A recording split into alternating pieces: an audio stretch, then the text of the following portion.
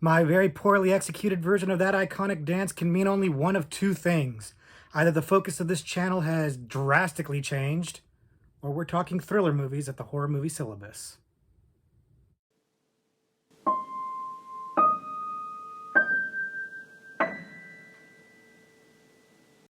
Hello everybody, welcome back to the Horror Movie Syllabus. My name is Professor Victor and I'll be your host as we go through all of the essential, noteworthy, interesting, and downright notorious modern horror films.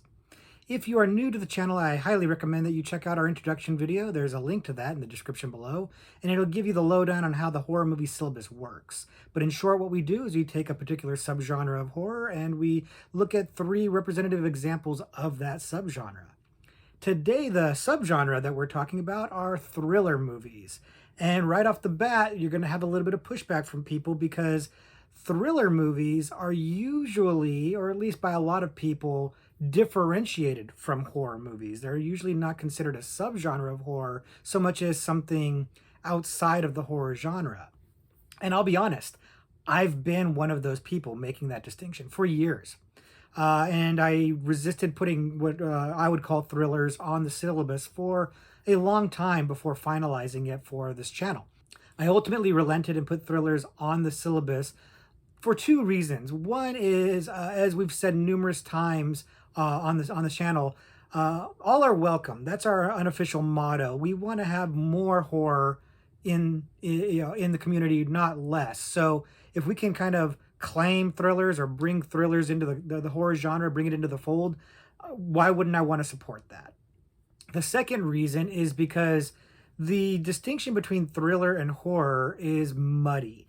And as a result, there are movies that oftentimes are considered thriller that I would consider horror, or vice versa, movies that other people consider horror that I would generally call a thriller. And it leads to some unnecessary debate because there's no reason to fight over this. There's no reason to argue over this. It doesn't matter. And I want to talk about some of these movies. So rather than debate whether or not they're truly horror, because it's honestly, it's a debate that I find not very interesting. Though that's not really a horror. I don't. It's all horror to me, as the channel has illustrated time and time again. So how could I not envelop thrillers into the genre of horror by calling it a subgenre? So that's what we did. Now, it's worth noting that the distinction between thriller and horror is, as I said before, muddy. It's all over the map. I actually did a little bit of research on this before deciding to include this in the syllabus to see what the consensus distinction between the two is. And the answer is there isn't a consensus. There is a lot of different interpretations of what the difference is between thriller and horror. And oftentimes it doesn't even make a lot of sense. I've seen the distinction being, horror movies horrify where thrillers thrill. That's not helpful. I've seen better ones where people say that, thrillers are rooted in like the real world, whereas horror tends to be supernatural. I mean, I don't agree with that because I think there are plenty of horror movies that don't take place in the supernatural or are debatable whether or not they're supernatural. So I don't think that distinction holds up, but I do think that it's at least a well-articulated one because it's kind of got a bright line of what is thriller and what is horror, and it's not so vague and nebulous. I've also seen the distinction of where a thriller movie is supposed to be, it hinges on unpredictability, whereas horror movies by necessity have a certain level of predictability into it. That's a pretty good one. I actually kind of like that one a little bit. I don't think that it is 100% accurate. I don't think it always works. I think there are plenty of horror movies I've seen and that we've all seen that wind up being extremely unpredictable. So I don't think that it holds water 100% of the time, but that's a pretty good one. And I like that one. I'm not going to use it so much as I'm just going to respect and appreciate it when I mention it here. Here's my distinction for the difference between a thriller and horror. And it's the distinction that I've used for years, and it's the one that I used in picking selections for today's video. I like to think of horror movies as being focused on the victims or the killer, whereas the thriller movies tend to focus on the police or the investigation into trying to catch the killer. And I found that this distinction works really well for me, even though, like some of the other ones that I mentioned, it doesn't hold water 100% of the time. And we'll actually explore that in this video a little bit. But I do think that it's a pretty bright line rule that to me helps me categorize in my mind what is a thriller versus what is a horror movie. But at the end of the day, again, I just feel like it doesn't really matter because they're all good. They're all, under the same horror umbrella, the same horror genre as a whole. They're all in the syllabus as far as I'm concerned. And honestly, at the end of the day, there's so much overlap and so much gray area and so much difference of opinion in regards to this nomenclature that it really kind of comes down to, kind of like, Justice Potter Stewart when talking about pornography. It's like, I know it when I see it. I know a thriller movie when I see it, but it doesn't mean that it doesn't qualify as horror. And I feel like that's an important thing to embrace. And it's part of why I've changed my opinion on this and included thriller as a subgenre for the syllabus, is because I feel like the term thriller gets used by people when they don't want to give something credit as a horror movie, particularly a prestige film, something that's really good or has A-list actors and a high budget, or a mainstream movie, or especially ones that get critical acclaim. If it gets critical acclaim, it's like they don't want to call it a horror movie. And we're going to talk about this much more specifically in a few minutes. But I feel like it's a way for people to discredit horror, or look at it as a lesser genre or beneath, real films. And I hate that.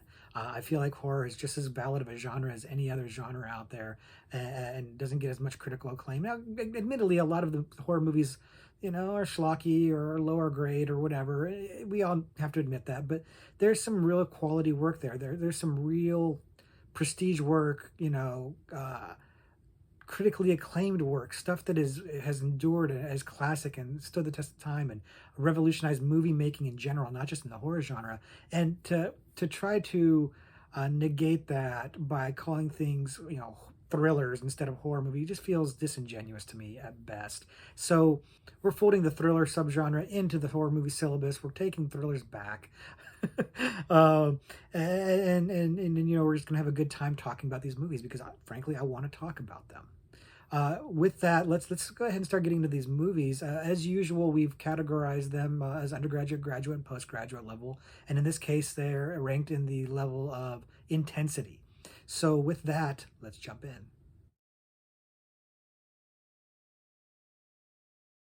The first thriller that we're talking about today, the undergraduate level selection, is The Talented Mr. Ripley.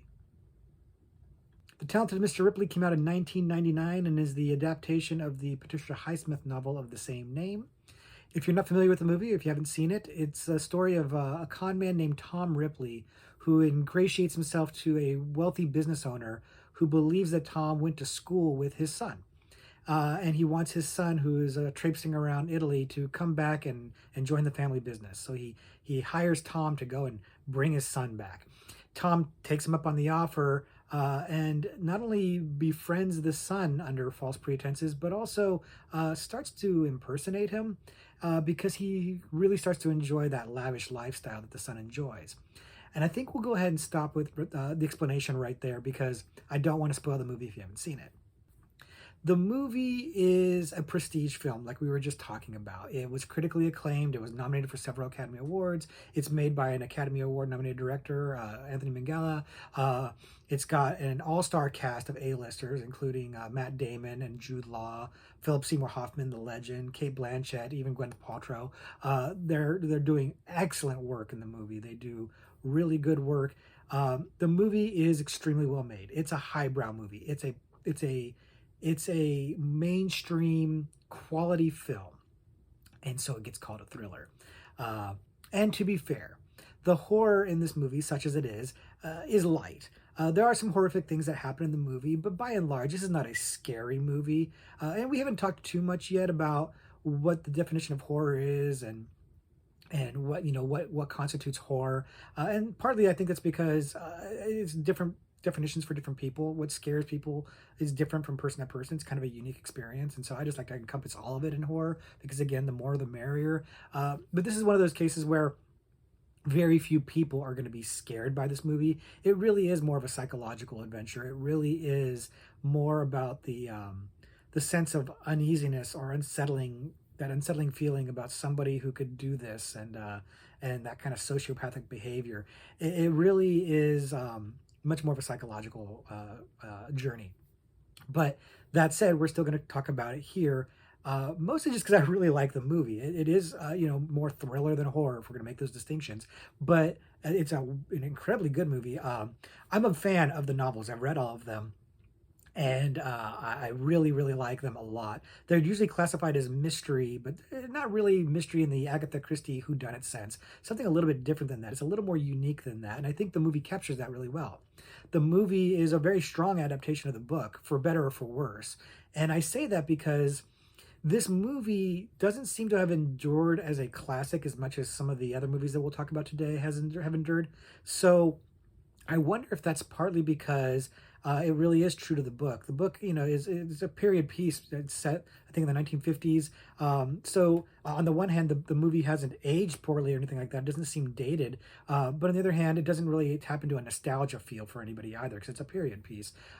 It also deals with some themes of, some homosexual subtext, very, very, very little subtext, and very close to being text. And at 1999, at that time, maybe not the most comfortable of themes to explore. So I wonder if these reasons, again, things that are true to the book, are reasons why the movie hasn't really been embraced as a classic that gets revisited over and over again. But it hasn't, and I admit that it's not maybe as well known or beloved as some of the other movies we'll talk about, and that's a shame, because I think it's an excellent movie. I think that Matt Damon is doing some of his best work ever in this movie. I really, really like him in the role. I think he nails the character of Tom Ripley perfectly, and it's hard because Ripley needs to be charming and devious at the same time, and Matt Damon captures it all in the face. It's really fantastic. Jude Law got nominated for an Academy Award for this movie, and I think he won a BAFTA award for it. So he's awesome in this movie, as the awards can attest. And Philip Seymour Hoffman, of course. He's Philip Seymour Hoffman. He's always good. Kate Blanchett, excellent. Even Gwyneth Paltrow, who I'm not a fan of, excellent in this movie. Across the board, the acting strong. The movie's shot beautifully. It kind of comes off as like a travelogue of Italy. We've talked about this before with other movies. It just looks beautiful. It's beautifully shot. It makes you want to go traveling. And I'm not a traveler, so that's saying something. The movie is extremely well made. The source material, the story, is excellent. It's really creepy and unsettling and interesting. It's a really great movie, and I really enjoy it. Now, you might have realized, when we talked about the distinction between thriller and horror, and I talked about movies focusing on the police or the investigation being thrillers, and I'm calling this a thriller, this doesn't seem like it fits the mold. And at first blush, it doesn't. It's not really focused on the police investigation. There is a police investigation going on as they're trying to figure out what happened, and I don't want to go into it too much because it's spoilery. But the movie is not focused on the police. They're focused on Ripley because he's the main character. But what it does is it's focused on that investigation from the criminal's point of view. It's focused on how he's trying to stay ahead of that investigation and all of the clever things that he's trying to do to not get caught. So it's kind of the inverse of what the normal thriller does, where it's focusing on how you're going to catch this guy, and is focused more on how's this guy going to not get caught, which I admit is maybe me playing a little loose and fast with the rules. But kind of my whole point of this video is I don't think the rules need to be so rigid, especially in this area. I think that it's fine to just kind of incorporate things that feel like they should be included. Again, I know when I see the Talented Mr Ripley, I see a thriller horror movie. And a really, really good one at that. The movie never really franchised out. You would expect them to make the other movies, the other books into movies, and they never did. They did do another book called Ripley's Game. They made a movie of that, but it was not with the same cast and crew. Matt Damon didn't play Ripley. In fact, it was John Malkovich who played him. Interesting choice. He's a great actor, and he's good in the role, but he always seems a little menacing just by looking at him, like his kind of resting menace face. and that kind of undercuts a little bit of the charm that Ripley requires because he just seems kind of evil. Uh, and the movie didn't do anything.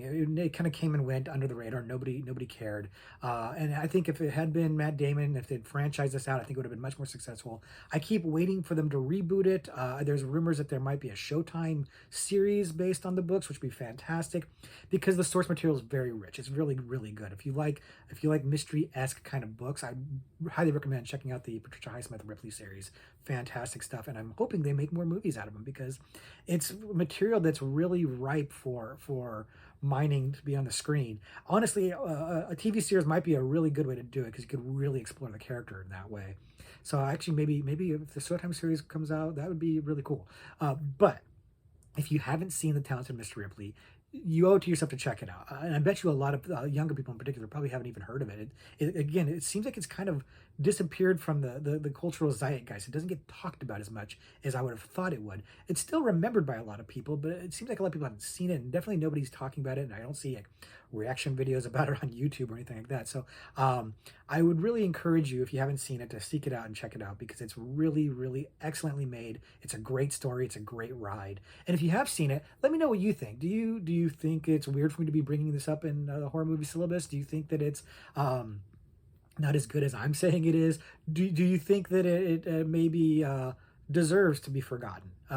I'd be curious to hear what your take is on it. So if you've seen it, let us know in the comments below what you think of it. But by all means, if you haven't seen it, check it out. The next movie that we're talking about today, the graduate level selection, is it's The Silence of the Lambs. Silence of the Lambs came out in 1991, and those of you who've been watching the syllabus have probably been wondering if and when this movie would show up. And of course, it's showing up here, which, again, many of you who've actually taken the time to fill out the syllabus probably could have guessed that this is where it would pop up. The movie, if you don't know, is about a young FBI trainee who gets brought in to help with a case about a serial killer. And she's brought in to specifically interview another serial killer who has been caught already, named Hannibal Lecter. And she's trying to get insights from him to help them catch the current serial killer nicknamed Buffalo Bill. And I'll just leave it at that because if you haven't seen this movie, you got to see this movie. It is one of the greatest horror thriller movies of all time, and one of the only to win Best Picture along with a bevy of other Academy Awards because it swept the Academy Awards. The movie is, again, another prestige movie. It's made with A-list actors, Anthony Hopkins and Jodie Foster. It's made by an A-list director, Jonathan Demme, and it's made expertly. Across the board, everything in this movie is great. It might be darn near perfect. I talked previously about the movie Parasite in one of our other videos as being pretty much perfect. And this is the other movie that I'd say pretty much also is perfect, pretty much flawless. And it's no surprise that those are the two horror movies that have won Best Picture. They're deservingly so winning that award because they're that good. Now, The Silence of the Lambs is the perfect example of why I feel like the thriller label has become so popular to differentiate from horror because people don't want to call Silence of the Lambs or Parasite for that matter a horror movie because they don't want to say that a horror movie is that good and that the horror movie would win Best Picture and sweep the Academy Awards. They don't want to give horror that kind of credit. So they call it a thriller instead. And somehow that makes it okay. It makes it okay to make it a prestige film and make it praiseworthy and critically acclaimed. And I just think that's nonsense. I think that really is actually kind of offensive. It really bothers me. It's a horror film. And this is honestly the movie that convinced me to put the thriller subgenre onto the syllabus because I used to say this is a thriller. It really does focus on the police investigation. It's focused on the FBI trying to catch a killer. But it's pretty horrific. It's really scary. It really, especially because, yeah, to go back to that other distinction that we talked about earlier between thriller and horror, it is set in the real world, and this is something that could very much happen. Actually, it's based on real killers. So, based on, we know how that goes. Kind of like the kind of like the Texas Chainsaw Massacre based on thing, but it really is taking elements from different real life serial killers and putting them into the movie or the book for that matter, because this is based on, like Talented Mr. Ripley, it's based on a novel by Thomas Harris called Silence of the Lambs, and it's a series of books.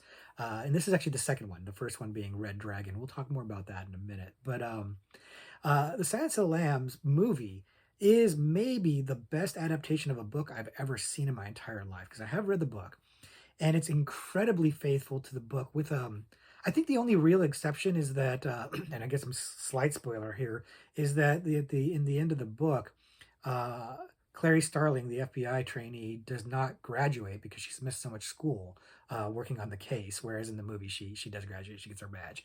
Um, and fine, a pretty minor distinction, I guess, but the movie is very faithful to the book, including in some very shocking ways. For those of you that have seen the movie, I was shocked to see that the character of Miggs and what Miggs does was in the movie. Shocked. It blew my mind when I saw the movie that that scene was in there. And for those of you that haven't seen it, you should watch it and find out what I'm talking about. And yeah, you'll be shocked at the Miggs scene too. There's some gruesome stuff in this movie. I'm not going to sugarcoat it for you. It's not a rough ride like some of the extreme movies we talked about recently or anything like that. It is a prestige film. Like I said, it's quality work by everybody, both in front of and behind the camera. Of course, we have to talk a little bit about Anthony Hopkins because he steals the scene every scene he's in, and he's not actually in the movie all that much. One thing that might surprise somebody coming to the Silence of the Lambs, knowing only about Hannibal Lecter, might be that he's not the main character and he's not in it that much, but he's so memorable, and the stuff that his scenes in that movie are so just incredible that you can understand why that's where the iconic part of it comes. But there are so many iconic lines in this movie, so many iconic scenes in this movie. Uh, that you have to see it. It's one of those things. It's like, it's part of your horror education. You kind of need to have seen this movie, and it won't disappoint. I can almost guarantee it that you will not be disappointed in this movie. You won't dislike it, even if you don't love it the way I love it and so many others do. You will at least enjoy yourself. It's a captivating story, told really well paced, really well shot, really well acted. Again, it swept the Academy Awards for a reason. Now, it is part of a franchise. They did franchise out with Anthony Hopkins playing the role in a few other movies, notably Red Dragon, which was the first book in the series. And then they did Hannibal, which is the next book. And then they did Cannibal Rising, which is a prequel. Diminishing returns for all of those. None of them hold a candle to the first movie, Silence of the Lambs. None of them hold a candle to that. No, they're not bad. They're fun, but they don't have the same they're just not as good. There's no other way around it. And if you're wondering about Manhunter, we'll talk about that a little bit later. But the series is fine. It's worth checking out, but you have to see the original. And I would recommend the book as well. In fact, I'd recommend the series of books, at least the first two or three. After that, but the first two or three books. Red Dragon, the book is incredible. Silence of the Lambs, the book is incredible. Silence of the Lambs, the movie is incredible. By all means, see it if you haven't seen it, and then come tell us what you thought of it. Did it live up to the hype? Let us know in the comments.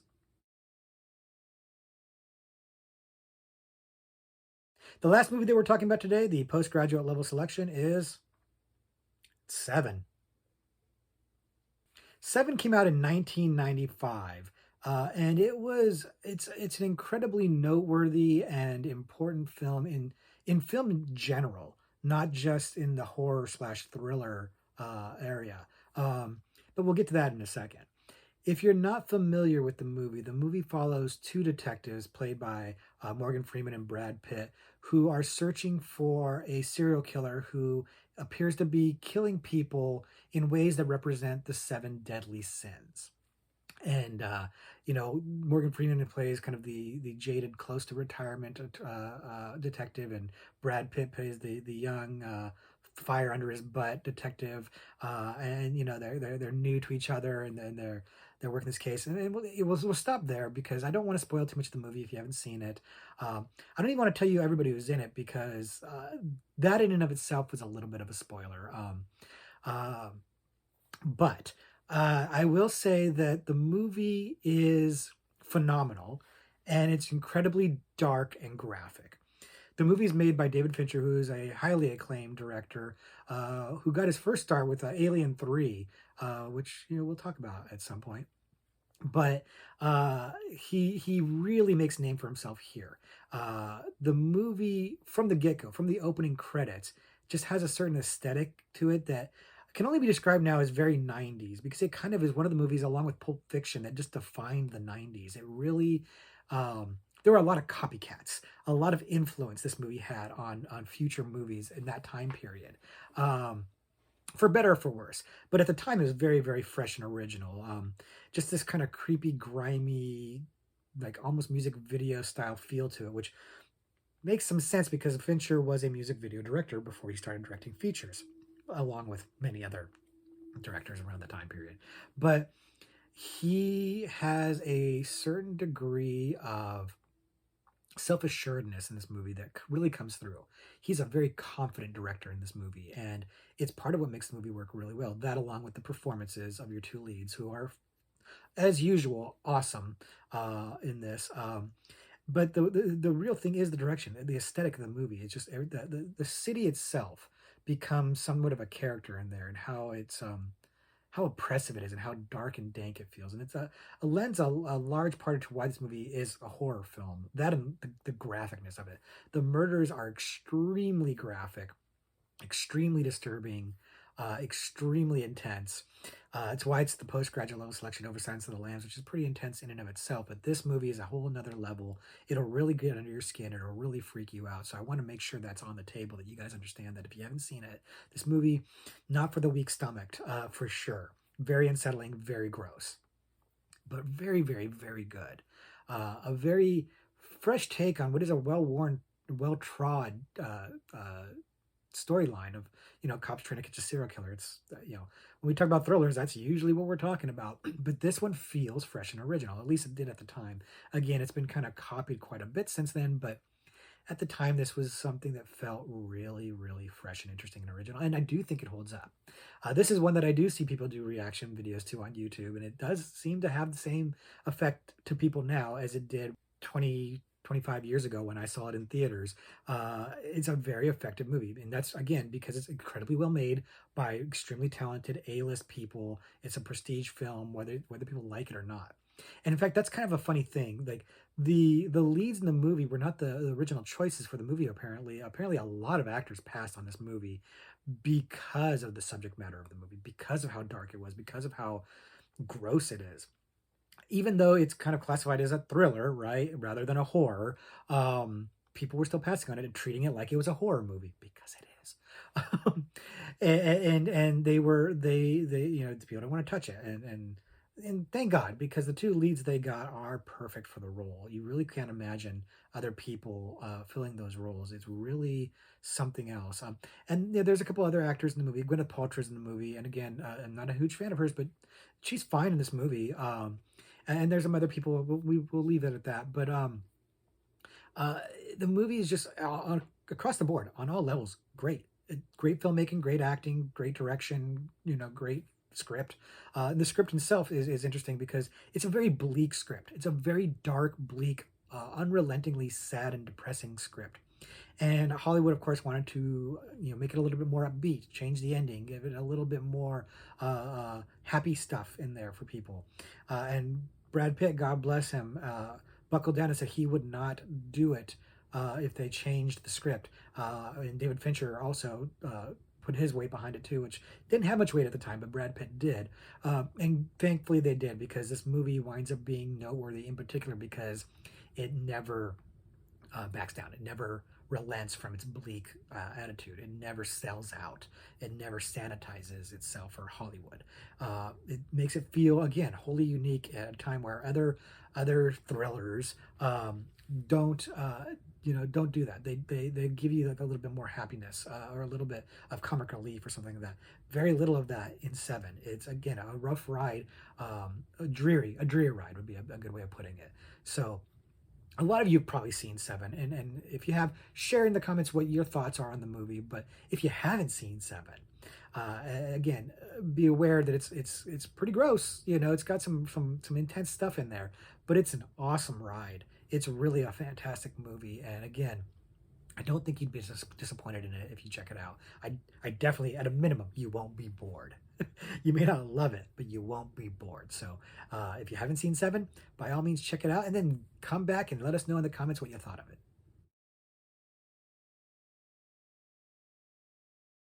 So those are our three selections for the thriller subgenre of horror. And again, we're calling it a subgenre because we want to include thrillers in the horror genre. We want to include them in the syllabus and we want to talk about them.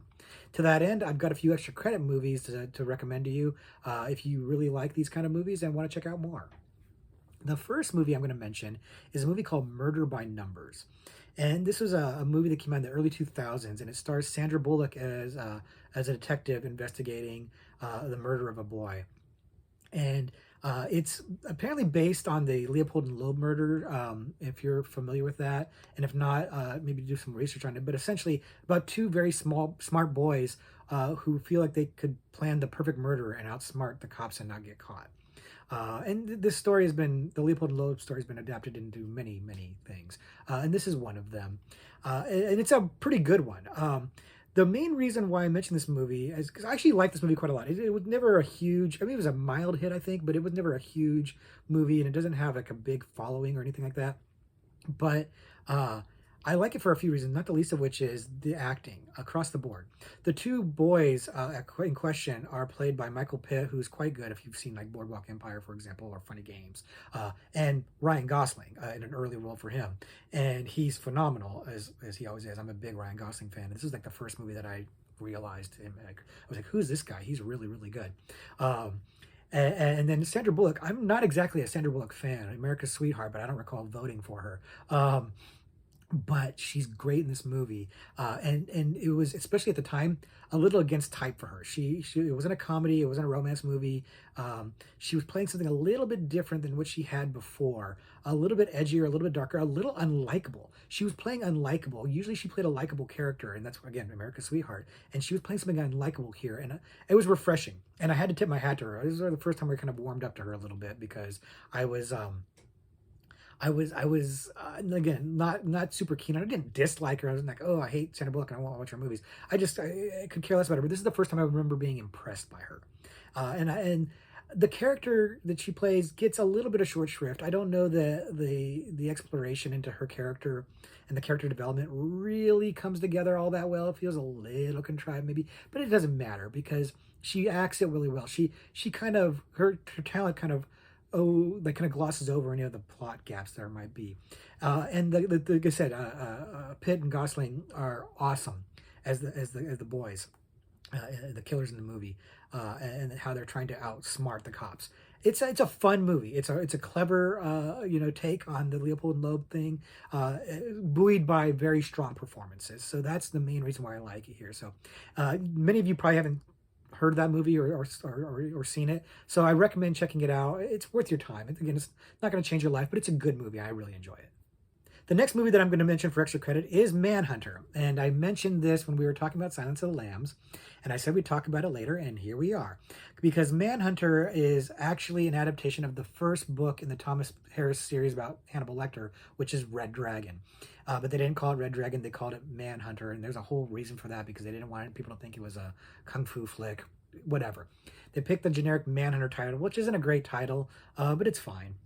But the movies came in the mid-'80s. It's directed by Michael Mann, who kind of, to me, represents the 80s. He, amongst many other great movies that he's made, was the creator of Miami Vice, which is like the most 80s show ever, and I love it. And as a result, I love Michael Mann. And when you talk about Michael Mann, you're talking about style. He's a very stylish director. His use of color and imagery, not unlike Dario Argento, but in a different way, just really stylish and sets a real mood with the way he picks colors and the way he lights things and the way he shoots things and his camera angles and his takes. Very, very moody, cool, stylish director. And in Manhunter, his skills are on in full effect. The movie does a pretty good job of adapting the book, but it's not it's not as true of an adaptation as Silence of the Lambs was to its book, but it's a pretty good adaptation.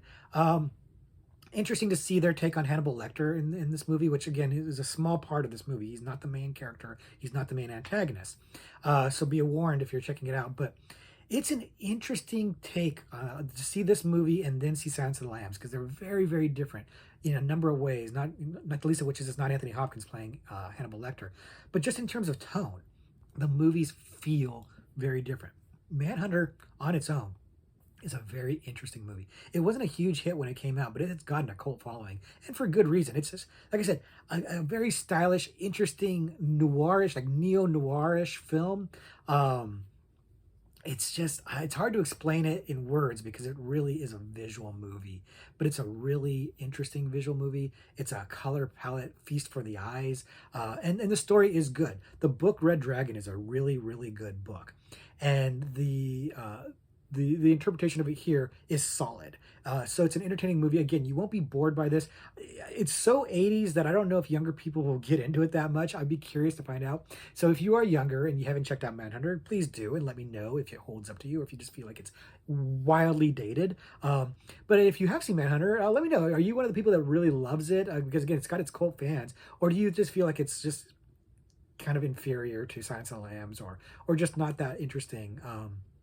Do you prefer the Red Dragon version of the movie rather than the Manhunter version, the one with Anthony Hopkins?